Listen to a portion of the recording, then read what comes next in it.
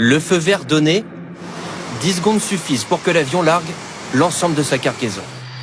20 000 litres d'eau, bien plus que n'importe quel autre avion. Une prouesse en matière de lutte contre les incendies, qui permettra peut-être bientôt d'éteindre des feux de forêt en des temps records.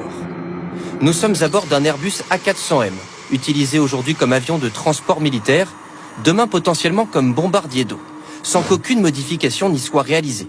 Simplement, grâce à ce dispositif, une citerne et 2 tuyaux spécialement pensés pour être installés à bord de l'appareil.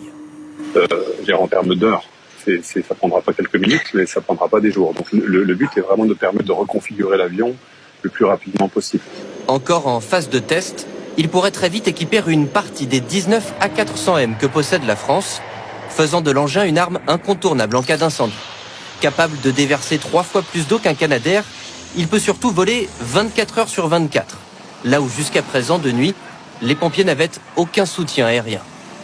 C'est-à-dire qu'on pourra toujours lutter contre les incendies, y compris la nuit, avec des systèmes qui sont beaucoup plus efficaces, avec des caméras infrarouges, avec une capacité pour les pilotes de voler, même dans le brouillard, même quand ils n'ont pas de visibilité. Seule limite de l'engin, contrairement au Canadair, impossible de se ravitailler en plein vol. Il faut obligatoirement atterrir. Pas un problème, assure Airbus, car l'avion conçu pour l'armée peut se poser presque n'importe où. Sur une plage, par exemple, où remplir la citerne en eau de mer ne prendrait que quelques minutes.